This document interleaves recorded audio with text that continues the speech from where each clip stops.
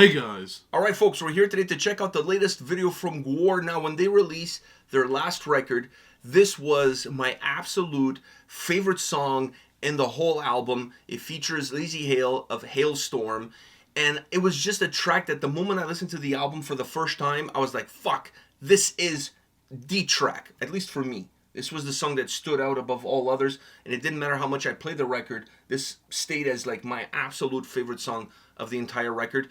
By the way, they're on tour right now with none other than Necrogoblikon, and I think there's another band or two on the bill. Actually, Light the Torch, they dropped out because they couldn't find reasonable transportation for the tour. It's a thing that's happening right now. I mean, tours are fucking expensive because of gas, but it's also hard to find like bus drivers and buses available because everybody's hitting the road. So they had to drop out.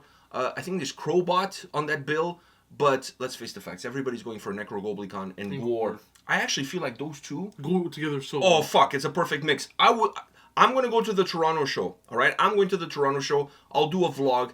I'm hoping to see John Goblikon coming on stage during the GWAR set. Yeah. It has to happen. Get sprayed with blood. Somebody make it happen. Do whatever you got to do, make it happen. So anyhow, we're here to check out this video. Maybe cut one of his limbs off or something. Throw him into the meat grinder. I don't know. Do something. Do something with John. Do something with him. All right. GWAR, The Cutter is the name of the song. Are you ready for this? Yeah. So they hop in the car, right? They hightail it the hell out of there, man. They get back to the house, open up the door, and what was hanging from the handle? What? A goddamn hooker! Hey, no, that's crazy, man. That's crazy. Oh, That's crazy, man. What? What's your problem, girlie? Think you can tell a scarier story than that? Yeah, I can. You guys heard the one about the cutter? Here's the first line of the motherfucking song. About a kind of motherfucker, she was sick of feeling numb. She decided not to suffocate herself to the bone. She grabbed a butcher knife and she ran away from home. Now she is the cutter. She don't hurt herself, she hurts you, motherfucker.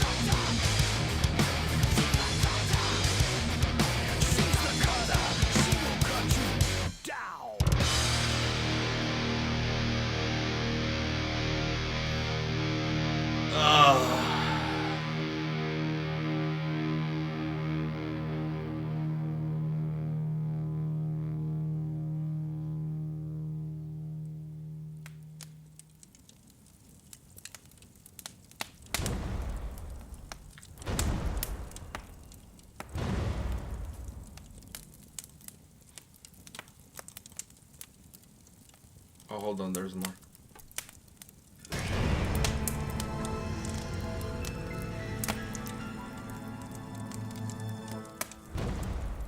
Yeah. All right. All right. Let me ask you this: why do you think this is my favorite song of the record? This was your first time. The by chug. the way. This was your first time hearing. It's the chug. It's the chug, but It's the chug. But I just want to say this is your first time hearing the song.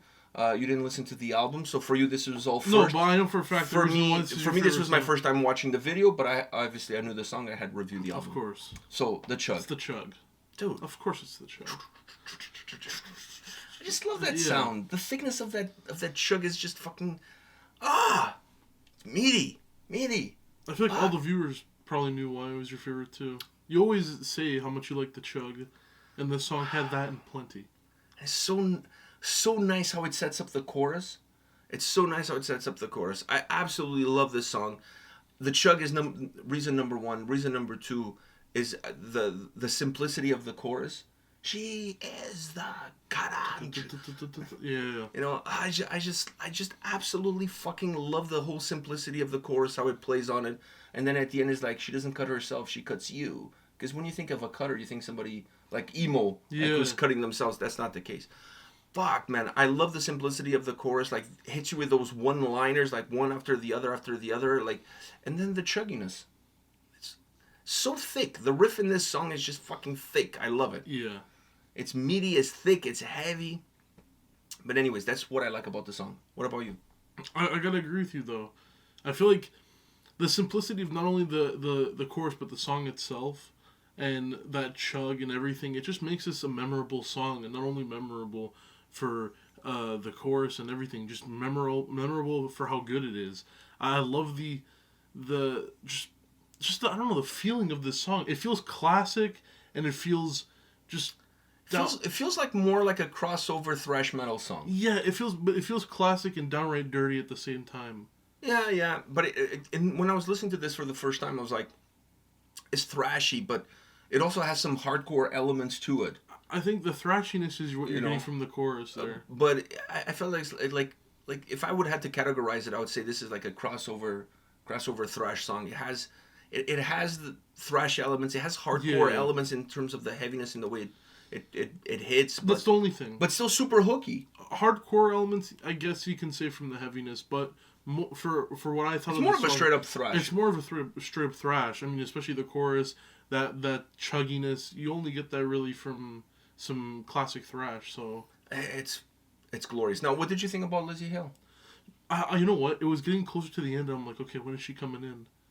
Like and then she came in. I'm like, okay, it's been a while since I've even heard her voice, so it was nice. Yeah, I must say I haven't been listening to a lot of Hailstorm. Yeah, it's been a good 3 years since I've listened to a Hailstorm song. Wow. Yeah, so, I'm not gonna lie. Probably it's been about the same for me. Yeah, so maybe I have to go back and listen to some. Maybe not. No, the classics that I have on my phone at least. Oh yeah. You know, the stuff that I have saved, but it's been a while since I've even heard her voice, so it was nice to hear her voice. Misery is still one of my favorite songs from Hailstorm. So, anyways, for whatever that's worth, I'm not saying I don't like their material. I just say I like more of their vintage material than I do their more recent material. That's all. That's all. Now, she's in the track. Did the track really needed her? No, I don't think it did. No. So I wonder live, will they play her on backing tracks? No, or just play the song without her? They'll probably do it. It's not like she had she was in the video and then that's it. It would have been cool if she did the solo too. That would have been cool. Just saying. I mean, like a dual solo for a song like this would have been kind of cool to have like two short solos, but like two dual solos. I think they could have done more with her vocal wise. Maybe had her in the chorus as a duet type thing. Oh fuck, her in the chorus. You know what? If you want to put her in the chorus, you have to put her as like backing vocals, like a layer behind the main vocals. That's what I'm saying. That would have been cool. No, that would have made her presence in the song a little bit more significant. A little bit more significant. Well, valid too. I mean, the other her in her one part, it didn't need to even be there. Right? It's her cool, there. But it doesn't change anything. Yeah, exactly. So it's cool, but it doesn't change anything. It was nice to hear her voice, but at the same time, there was no full-on impact of her voice. Right? There was no. even after listening to it, yes, it was good, but was there really a need? No, that's what I said to you. Like, I think it the lives without it. It can live without it. I think if you have her there, but you also have her. There's some songs where in you the feature chorus. a singer, where without that singer, the song is just not the same. Like Yeah. it just doesn't carry the same weight. Like And I'll give you an example. Dead Promises by Tarja with what's his name, Bjorn Strid. That song with him and without him is two different songs. It doesn't work without him being on the track. And there's a lot of songs like that where you need that featured person in order for the song to really work. But that's why they're featured. I feel like featured songs should really take advantage of having the vocalist of the band and the vocalist that's being featured. You shouldn't just try using them as whatever. It should be it's like a crossover. You should really try to, use as much as possible when it comes to that person. I can't disagree with that. So I feel like they could have used her more in the chorus too as that layered vocal, and then have her doing the normal part, and I think it would have made her presence in the song, a lot more impactful. Yeah. Impactful. I'm considering that this is a single. Well, not a single. I don't think you can call it a single anymore. The album is out. But this is a music video now, and they released this right as the tour is get going. I'm assuming this is going to be part of the set list. Definitely. I think they can pull it off without using backing tracks for her vocals. In all honesty, I think they can do that. The song doesn't lose anything. It's a fucking great song. With her, without her, it doesn't matter. It's a fucking great song. Is it cool to have her on the track? Of course it is fucking cool to have her on the track. But the song is fucking good. That chugginess of that riff. Dude, you just want to fucking, just walk into the pit. Like, when this is playing, I don't get into the pit on GWAR show. I don't get into the pit on any show. But GWAR, I feel if there's a band that I'm gonna get into that I get into the pit is Apocalyptica. I'm fully comfortable in the pit at an Apocalyptica show. I was in the pit at Heilung, and I was in the pit at Wardruna. So for those, I feel like I'm. Seats don't count. Yeah, but I feel like I was in the area that would be the pit. You were in the pit area. I was in the pit area. So anyhow, I feel like those are bands that I'm comfortable in the pit. GWAR, not one of them. But if I was to venture my way into said pit, I would venture my way stomping. Because it just has that stomp feel to it, man. It's just fucking good. It's just fucking good. The problem with going to the pit in a GWAR show is that it's a bloody mess. I was going to say it's a 50-50 that you get covered in blood. I think it's more than 50-50. I think it's a 50-50. I think it's 9-10. Do you think it's 9-10? Oh, the last show that I went to watch them, there was blood. Every song? Every song. Oh, every song. Maybe because it was the first show after the pandemic. It was the first show in Toronto when the show started. So maybe because of that. It was every fucking song. Every song. There was people getting cutted and dismembered and blood everywhere. So I don't know how this one is going to be. But it's at the Phoenix too. The other one was at the Phoenix as well. So anyways, I'm looking forward to it. On that note, guys, let us know your thoughts on the latest video from GWAR. Are you attending the tour? Hit us up in the comment section. We'll see you guys at the next video. See ya.